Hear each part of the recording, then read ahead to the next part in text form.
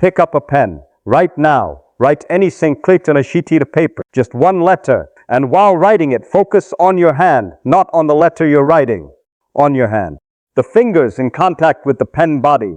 The light pressure as the pen tip touches the paper. The wrist moving along the trajectory of the stroke. The slight resistance of the paper surface, pushing back against every millimeter. You're feeling all of that. Now type that same letter on the keyboard. Say the same letter, but this time your finger goes straight down. 2 millimeters, 45 grams of force, then springs back up. No resistance, no trajectory, nothing to feel. The first action just activated the motor cortex, the sensory cortex, the cerebellum, the hippocampus, and triggered theta waves from 3.5 to 7.5 hertz across the entire parietal region of your brain. The second action did not do that. And your brain does that every morning, or doesn't, depending on what you pick up first. A standard keyboard has 26 letter keys. Each of those keys operates on the same physical principle. The finger goes straight down in a vertical direction. Travel distance from 2 to 4 millimeters, activation force from 4.5 to 60 grams, contact with a flat hard surface with no texture, then springs back up. No angle, no trajectory, no varying resistance. The letter A and the letter Z produce the exact same motor signal in the brain. Same force vector, same direction, same contact time, same tactile feedback, which is close to zero. From the perspective of the motor nervous system, typing is a sequence of one-dimensional repetitive movements that do not differentiate characters. The brain receives identical signals for every letter, every word, every sentence throughout the entire work session. This is the physics of the device you use to produce language every day. And the neurological consequences of that physics have been measured directly. The research group of Audrey van der Meer at the Norwegian University of Science and Technology, NTNU, attached 256 EEG sensors to the heads of 36 university students and recorded brain activity while they wrote by hand and typed on a keyboard. The results: when typing, neural network connectivity was at a minimum. The brain regions involved in sensory processing, memory formation, and higher order cognition barely participated. The brain is not challenged much when pressing keys on a keyboard. Typing primarily activates repetitive motor areas, what the brain uses for procedural actions that have been automated, like walking or brushing teeth, without integrating vision, touch, and movement into a unified processing loop. But the issue is not just that the brain is less stimulated. The bigger problem lies in what the prefrontal cortex does throughout that time. When you type, the prefrontal cortex is not resting. It is working, but doing one thing: censorship. You type a word, see it on the screen, evaluate it, delete it, type it again. You format the sentence while writing. You read back the paragraph you just finished and edit it before continuing. The cursor blinks. The interface always displays the result in real time. The entire environment of typing is designed to keep the prefrontal cortex in a continuous evaluation loop. Generation and evaluation occur simultaneously, competing for the same neural resources, canceling each other out.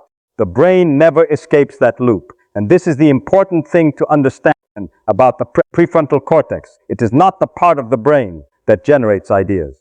It is the part of the brain that evaluates, filters, and rejects ideas. When it takes control, and typing puts it in control from the very first character, what you produce is something that has been filtered, censored, and shaped to fit what you think is correct, good, or acceptable, not what really lies deeper. You are using your most powerful cognitive tool not to explore, but to guard. Every day for hours sitting in front of the keyboard, you are training exactly this style of brain use. Minimal sensory signals, minimal neural network connectivity, and the prefrontal cortex always on alert. That is not your fault. It is the inevitable result of a device designed to optimize speed and efficiency, not to optimize what happens inside the brain of the person using it. Now look at what really happens inside the brain when you write the letter A by hand. The letter A starts with a diagonal stroke going down from left to right, then another diagonal stroke going down from right to left, then a horizontal stroke in the middle. 3 movements with 3 different force vectors, 3 different angles, 3 different speeds, 3 different pressure levels on the paper surface. The brain has to program each of those movements in real time, calculating the tilt angle of the pen relative to the paper, usually in the range of 45 to 60 degrees, adjusting the force vector of the fingers every millisecond, maintaining the wrist movement speed slow enough for the stroke to be precise, but continuous enough not to lose flow, and continuously responding to the varying resistance from friction between the pen tip and the paper surface. That friction is not fixed. It changes according to the paper's roughness, the pen's resting angle, and the movement speed. Then you write the letter B, and the entire motor program has to be reprogrammed from scratch, because the letter B does not share any stroke with the letter A in direction, force, or trajectory. Then the letter C, then the letter D. Each letter is a unique physics problem that the brain must solve in real time. No letter is like any other. No movement is completely reused from the previous one. This is why handwriting is 3 to 4 times slower than typing. Not because it is less efficient, but because the brain is doing much more, far more, for each character. And that slowness is not a flaw to be fixed. It is a necessary mechanism. Pam Mueller and Daniel Oppenheimer published research in the journal Psychological Science. Students who wrote by hand during lectures recorded significantly less than students using laptops, but remembered the content more deeply and understood the concepts better 1 week later, even when the laptop users were allowed to review their notes. The reason is not that handwriting is magical. The reason is that the slower speed forces the brain to do what typing never forces it to do: select, synthesize, and rephrase information before putting pen to paper. When you cannot keep up with the speaker's pace in note-taking, the brain must decide what is important and re-express it in its own language, that is deep processing. Typing allows near verbatim transcription, and transcription is the shallowest form of processing that exists. But the most important physical layer of handwriting is not what the brain calculates to create the movement. It is what the body sends back to the brain while that movement is happening. Proprioception is the system that senses the position and movement of the body in space. Signals generated from receptors in the muscles, tendons, and joints of the fingers, wrist, and elbow, continuously transmitted to the somatosensory cortex throughout the entire writing process. Kinesthetic feedback is the more subtle layer within that.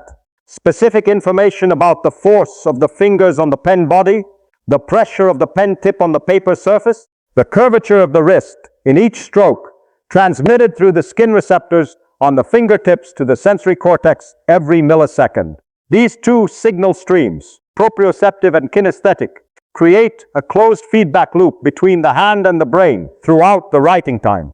The brain commands the hand. The hand executes and sends back sensory information about the result. The brain adjusts the next command based on that information. This loop runs continuously, in parallel with language generation, creating a state of sensory-motor integration that cannot arise in any other way. And this is what typing cannot do. When your finger presses a key, the keyboard absorbs the force and springs back with a uniform feedback that carries no information, no trajectory to feel, no angle to adjust, no textured surface to respond. The proprioceptive and kinesthetic signal layers are completely absent. Research by Karimpour and colleagues confirms this from an unexpected direction. When replacing real paper with a tablet screen, even when still using a stylus with similar writing movements, somatosensory cortex activation decreased significantly. Not because the hand movement was very different, but because the direct physical contact between the pen tip and the real paper surface, with texture, with resistance, with real tactile feedback, is an irreplaceable factor in activating that sensory signal. The synthesis of all these physical layers, unique motor problem for each letter, the slow speed forcing deep processing, the continuous proprioceptive loop, the millisecond by millisecond kinesthetic feedback, is why the brain responds to handwriting in a way that no other activity can replicate. The motor cortex and supplementary motor area coordinate motor planning in real time. The posterior parietal cortex integrates visual and proprioceptive information in each stroke. The cerebellum, the same brain region that coordinates playing musical instruments and learning complex motor skills, continuously fine-tunes the movements to maintain accuracy.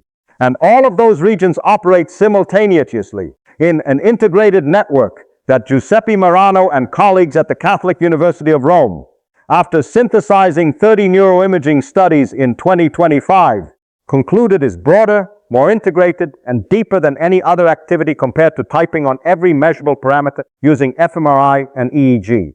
Not slightly more, not in a few regions, on every parameter. This is what happens in the brain when you write a letter by hand. And this is also why morning pages, 20 minutes of continuous handwriting every morning, is not a creativity habit. It is a neurological intervention that you are performing or not performing every day, depending on what you pick up first after waking up. All of that which has just been described, the physics problem of each individual stroke, the proprioceptive loop, the integrated neural network, has a directly measurable consequence on your brain while writing. And that consequence has a specific name, a specific frequency, and a specific role in how the brain processes and stores what you are thinking. Theta waves are brainwave oscillations in the frequency band from 3.5 to 7.5 hertz. Not a metaphor, not an abstract concept, but a physical frequency measured directly by EEG electrodes placed on the scalp, displayed as waves on a screen with defined amplitude and frequency just like any other physical signal. The same frequency band appears in deep meditation, in the state right before falling asleep, and in the creative states that neuroscientists call cognitive peaks. Those moments when ideas arise not from effort, but from letting go. Alpha waves, the adjacent frequency band from 8 to 12.5 hertz, are the frequency of focused relaxation. The brain is active but not stressed, attentive but not censored. These two frequency bands, theta and alpha, are what the 2024 NTNU research by Vandermeer and colleagues measured when 36 students wrote by hand with 256 EEG sensors attached to their heads. Handwriting created widespread theta and alpha connectivity across the parietal and central regions of the brain. Synchronized connections between different brain areas operating at the same frequency simultaneously, forming a neural communication network that the study described as characteristic of learning and memory formation. And when those students switched to typing, that connectivity disappeared, not reduced, not weakened, disappeared. But theta waves are not just a sign of a better cognitive state. They are the physical mechanism of a specific process inside the hippocampus, the brain region responsible for encoding long-term memories and the center of all meaningful learning. The hippocampus operates in the theta band. Its activity is directly reflected in theta band synchronization measured on whole brain EEG. When theta synchronizes, the hippocampus opens the encoding gate, the state in which information being processed does not just pass through short-term memory but is etched into the long-term memory network. The physical mechanism of this process is theta-gamma coupling. Theta waves in the 3.5 to 7.5 hertz band acting as a regulatory gate, controlling the appearance and disappearance of gamma oscillations in the band above 30 hertz. When theta synchronizes, gamma desynchronizes in cycles, and this alternating sequence of synchronization and desynchronization is the mechanism the hippocampus uses to encode and retrieve episodic memories. According to the mechanism measured in many independent studies, theta does not just signal that learning is happening. Theta is the physical mechanism by which learning happens. Handwriting activates theta. Typing does not create theta band synchronization. And the consequence of that absence is not that you learn a little worse, but that the hippocampus never enters the encoding state. What you type is processed at the level of surface language and motor activity, but is not encoded deeply into long-term memory, according to the mechanism that theta-gamma coupling creates. This is why you can type thousands of words in a day and a week later not clearly remember what you wrote, not because you were not paying attention, not because the content was not important, but because your hippocampus never received the physical signal to open the encoding gate, because typing does not produce the frequency that gate needs to open. Handwriting produces theta. Theta opens the hippocampal gate. Hippocampal encoding is what happens when you truly process an idea instead of just producing words. And morning pages, 20 minutes of continuous handwriting every morning, without stopping, without deleting, without editing, are 20 minutes when your brain maintains uninterrupted theta synchronization. The hippocampus is in the encoding state, and the integrated neural network that Marano and colleagues measured is operating at a level that no typing session, no matter how long, can replicate.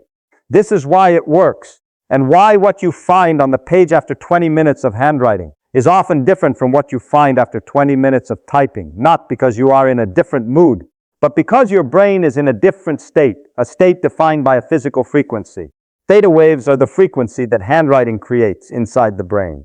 They open the door to a larger neural network, a network that most people do not know they have, do not know how to access, and do not know that typing is locking them out of it every day. That network is called the default mode network, DMN, and it includes the medial prefrontal cortex, posterior cingulate cortex, precuneus hippocampus, and angular gyrus operating as an integrated system when the brain is not focused on the external world. The DMN is where self-reflection, future planning, emotional memory retrieval, and what neuroscientists call divergent thinking occur. The ability to generate many ideas from a single starting point, the ability to connect seemingly unrelated concepts, the ability to see a problem from an angle that linear thinking never reaches. This is not the part of the brain you use when you are focused on a specific task. This is the part of the brain that operates when you are not trying to do anything. And this is the core paradox of all modern productivity tools. Everything designed to help you work more efficiently. Screens, keyboards, notifications, interfaces are continuous externally directed stimuli that systematically shut down the DMN. Typing is an externally directed task.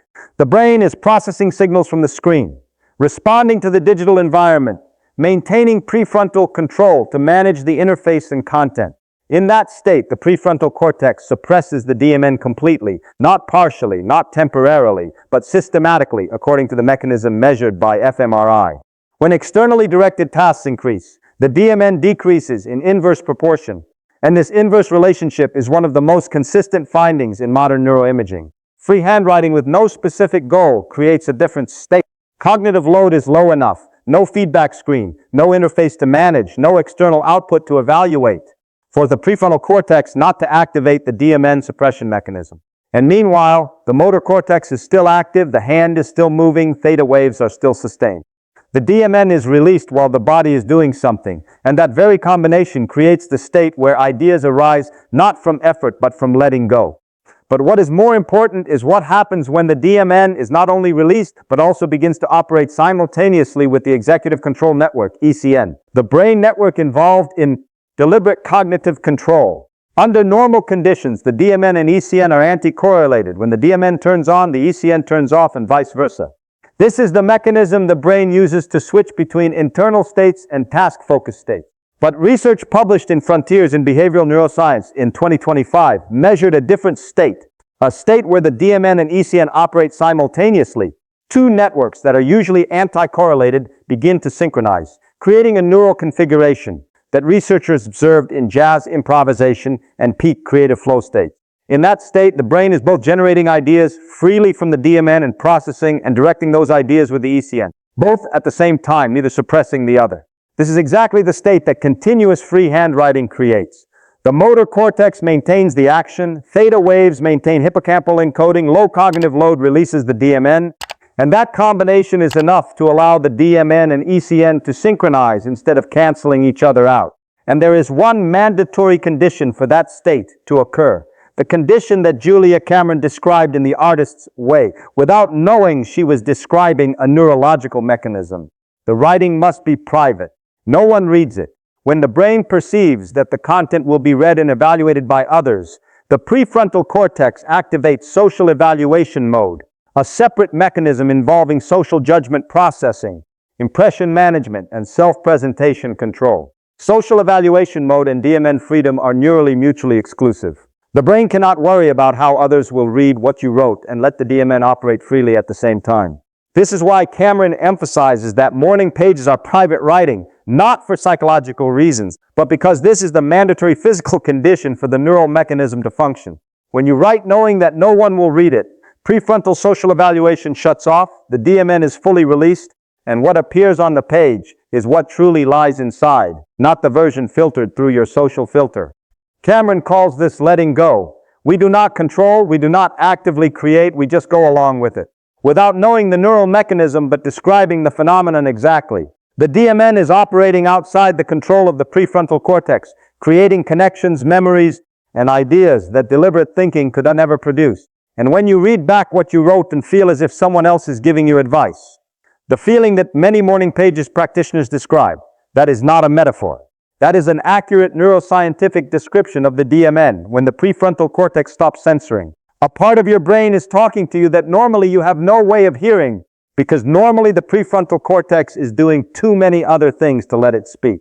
All of that which has just been described, theta waves, the released DMN, the state of DMN and ECN synchronization, has only one condition for existing: the hand must not stop. This is not advice about writing methods. This is a neurological mechanism, and when you understand that mechanism, you understand why stopping the hand does not just slow the process, but completely destroys the brain state you spent many minutes building.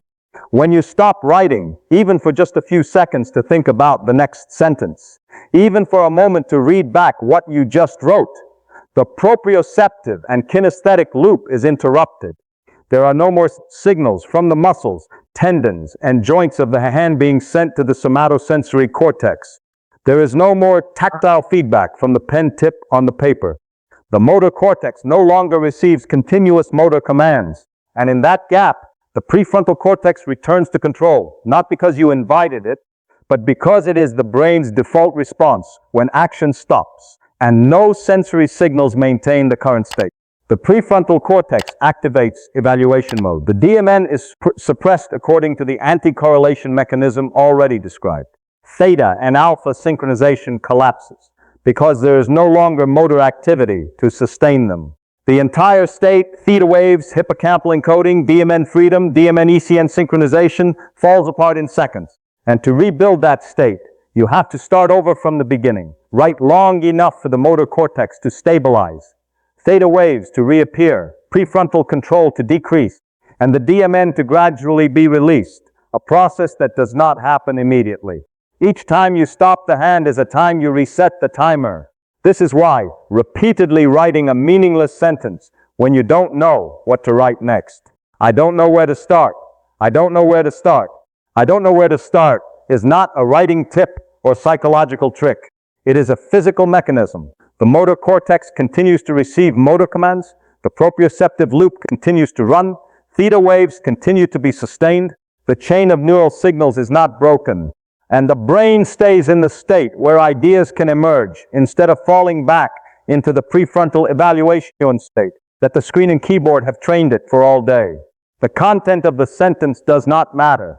The movement of the hand matters. Flow state, the state of DMN and EC synchronization that researchers measured in jazz improvisation, can only be sustained when the action continues uninterrupted, because the very continuity of the action is what keeps those two networks synchronized, instead of returning to the default anti-correlation state. Any stop activates prefrontal review, and prefrontal review is enough to break the state. The rule of not stopping the hand exists not because Cameron invented an effective writing discipline method. It exists because that is the only way to protect the physical condition on which everything Morning Pages creates depends. There is a specific reason why morning pages must be practiced in the morning, not because morning is a quiet time, or because it is the habit of successful people, but because morning is the only window in the day when your brain is in the state closest to what handwriting creates. And if you do not exploit that window before it closes, you cannot reopen it by willpower or discipline. When you wake up, your brain is in the hypnopompic state, the transition state from sleep to wakefulness. And in that state, EEG measures theta waves in the 4 to 8 hertz band still dominating. Alpha waves still strongly present, and beta waves, the band above 14 hertz, the waves of focused thinking, analysis, and censorship, not yet dominant. The prefrontal cortex has not fully activated, the thinnest censorship layer in the entire 24-hour cycle. The DMN is still dominant from sleep, still operating the way it operates at night, freely, unsuppressed, connecting things that daytime thinking does not connect. This is the same frequency band that handwriting creates. Your brain is in a natural theta state, and handwriting sustains that state instead of letting it disappear as the prefrontal cortex gradually starts up. At the same time, a separate physiological process is occurring in parallel. The cortisol awakening response is the surge of cortisol by 38 to 75% in the first 30 to 45 minutes after waking, an evolutionary mechanism preparing the brain and body for the challenges of the new day. In the window before the cortisol awakening response peaks, Hippocampal prefrontal coupling is in a special state. The hippocampus is still in high activity mode from memory consolidation during sleep. The prefrontal cortex has not yet imposed full top-down control, and the DMN is more accessible than at any other time of day. This is the window that handwriting exploits. And that window closes very quickly. When you pick up your phone to read messages, when you open your laptop and look at your inbox, when you turn on the screen and start processing any externally directed stimulus, beta waves activate immediately. Theta waves disappear. Prefrontal evaluation mode turns on fully. And the DMN is suppressed according to the anti-correlation mechanism already described. That process happens in minutes, not hours. Once the prefrontal cortex is fully activated and beta waves have taken over, your brain is no longer in its natural theta state. And to return to that state, you will have to write by hand long enough for the motor cortex to gradually create theta synchronization from scratch, instead of simply maintaining the theta waves that were already available. 20 to 25 minutes of handwriting right after waking, before touching any screen, is not the time you build the theta state. It is the time you use the theta state that is already available before it disappears, according to the biological schedule that does not ask for your opinion. Understanding why the hand must not stop, why morning is an irreplaceable window, and why private writing is a neurologically mandatory condition. All of that leads to one question. If you cannot stop your hand to mark something important, and if reading back while writing breaks the state, then what do you do with the ideas that appear during the writing process that you do not want to lose? The answer is to design a system that respects neural architecture instead of fighting against it. The brain cannot operate in generation and evaluation mode simultaneously with efficiency. This is not a qualitative observation but a measured mechanism. The DMN and prefrontal evaluation network are anti-correlated. When one network increases activity, the other decreases in inverse proportion, and there is no way to maintain both at high levels at the same time. Stopping to mark an idea, even for just a few seconds to underline or write a side note, activates prefrontal evaluation enough to break theta synchronization and then return the DMN to a suppressed state. The real cost is that the entire neural state you spent many minutes building must be rebuilt from scratch. The solution is two small marks at the margin of the paper, drawn while the hand continues moving, without stopping, without reading back, without evaluating. Those two marks are a minimal external signal, enough to record that something noteworthy is here, but not enough to activate full prefrontal review, not enough to interrupt the proprioceptive loop, not enough to break the theta state. The motor cortex continues to receive motor commands, the hand continues to move, the state is preserved, and when the 20 minutes of writing are finished, when generation mode has completed its work, you pick up a highlighter. At that point, the prefrontal cortex is allowed to operate fully. Evaluation mode is no longer competing with generation mode, and you read back the sections with marks in the margin to decide what is truly important. Two completely separate phases, not overlapping, each phase using the right neural network appropriate for its task. Even the choice of notebook and pen is not random in the neurological sense. Leuchtturm 1917 A5 paper, with a surface of just enough roughness, provides stable tactile feedback for the proprioceptive loop, not too slippery to lose the sense of resistance, not too rough to interrupt movement. A pencil creates light resistance and clearer tactile feedback than a smooth ballpoint pen, clearer kinesthetic feedback, a richer sensory loop. This is optimization of proprioceptive signals for the nervous system that needs it to sustain the state. And the fourth page, the evening check-in, exists for the symmetrical reason with the morning. At the end of the day, when the cortisol awakening response has long shut off, beta waves are dominant. The prefrontal cortex is fully active. This is the right time for reflective mode, evaluation, synthesis, looking back, not for generation mode. Morning is the time of the DMN and theta. Evening is the time of prefrontal reflection. The 4-page system is neural architecture built around the reality that your brain is not the same tool all day, and each of its states needs to be used at the right moment, instead of being forced to work against its biological nature. Your brain is designed to write by hand, not in a metaphorical sense, but in a physical sense, in an evolutionary sense, in the sense of each brain region built over thousands of years to process exactly the type of signal that a pen stroke on paper creates. That design did not change when the keyboard was invented. The keyboard changed the tool you use. It did not change what your brain needs. Morning pages are not the creativity habit of people who have a lot of time in the morning. It is the only way to exploit the narrowest neural window in the day, the window when theta waves still dominate. The prefrontal cortex has not fully activated. The DMN is still free before the first screen you touch closes it permanently for that day. Every morning you open your laptop up before picking up the pen. You are not just missing a good habit. You are closing that window before stepping through it. Remember the sentence you wrote by hand at the beginning of the video.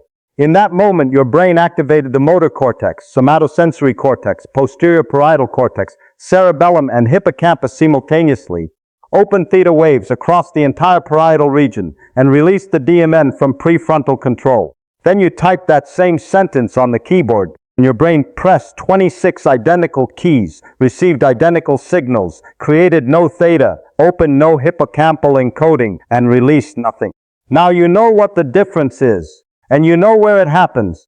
If what you just heard makes sense to you, please subscribe to the channel so you don't miss the next videos.